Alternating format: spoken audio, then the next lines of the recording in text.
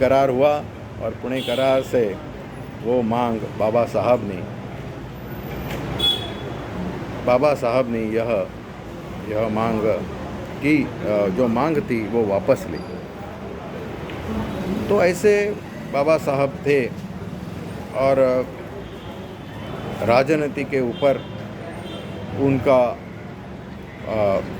उनके पीछे सब समाज, अनुसूचित जाति जमाती का यह इकट्ठा हुआ था। और अभी हम लास्ट का उनका जो अष्टपहलुत्व है उसके ऊपर विचार करेंगे। वो है राष्ट्र पुरुष बाबा साहब। बाबा साहब के जीवन पर हम देखेंगे तो उन्होंने जीवन भर राष्ट्र प्रथम, राष्ट्र के लिए ही काम किया, समाज के लिए ही काम किया। अस्पृश्य समाज, हिंदू समाज को सुधारने के लिए उन्होंने बहुत प्रयत्न किया। इसके लिए सत्याग्रह किया। तो 1900 जब होता नहीं ऐसा उनको देखा तो उन्होंने 1935 में उन्होंने डिक्लेयर किया कि मैं हिंदू धर्म में जन्मा हूँ, लेकिन हिंदू धर्म में मैं नहीं मरूँगा, मैं धर्मांतर करूँगा। फिर भी वो 1956 तक उन्होंने धर्मांतरण किया नहीं। फिर भी हिंदू समाज इतने बरस में कुछ सुधार नहीं हुआ, तो उन्होंने धर्मांतर का निर्णय लिया। धर्मांतर का निर्णय जो लिया तो उसमें जो भारतीयत्व जिसमें है वह बौद्ध धर्म को उन्होंने चुना, क्योंकि एक समाज को उनको दिशा देनी थी और भारत को भी एकात्म रखना था। और भारत को एकात्म रखने के लिए बौद्ध धर्म के अलावा दूसरा कौन सा भी विकल्प उनके सामने नहीं था। तो उन्होंने वो किया। उन्होंने जो आंदोलनें की वो सब अहिंसक आंदोलन थी।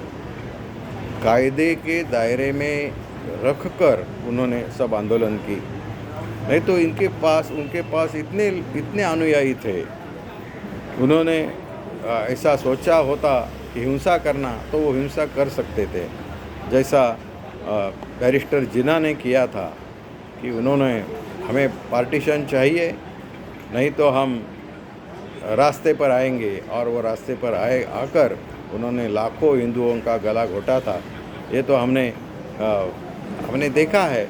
लेकिन बाबा साहब के पीछे इतने लोग थे, फिर भी उन्होंने कभी भी हिंसात्मक आंदोलन नहीं किया। अपने समाज को अच्छा उनका भविष्य हो, इसके लिए उनको बुद्ध धर्म का उपदेश किया। और 1956 में विजयादशमी के दिन सबको बौद्ध धर्म की दीक्षा उन्होंने दी। उन्होंने जितनी पुस्तकें लिखी है वो सब पुस्तकों में भी राष्ट्र की बात इन्होंने लिखी है। जो लोगों ने बोला था कि आर्य बाहर से आए हैं, तो उन्होंने कहा था कि नहीं, आर्य यह कुछ जमात नहीं है। आर्य यह एक क्या कहते हैं, विशेष नाम है।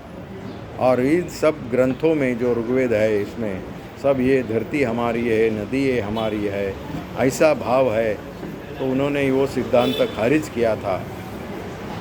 उन्होंने पाकिस्तान पर भी लिखा था, पार्टीशन करना ही है तो वहाँ के सब हिंदू यहाँ लाए जाए, यहाँ के सब मुस्लिम उधर भेजे जाए, फिर उसके बाद पार्टीशन कीजिए, ऐसा उन्होंने कहा था। लेकिन वो हुआ नहीं। इसके लिए रक्त रंजित पार्टीशन हमें देखने को मिला। तो बाबा साहब एक राष्ट्र पुरुष के नाते उनके जो ग्रंथ है, उनका जो जीवन है, उसका हमें अभ्यास करना चाहिए और उन्होंने दिखाए हुए मार्ग पर हमें चलना चाहिए। उन्होंने जो संविधान का निर्माण किया है, वो संविधान साक्षर सब लोग बने और संविधान के आधार पर हम सब लोग आगे जाए, यही उनको अच्छी श्रद्धांजलि रहेगी।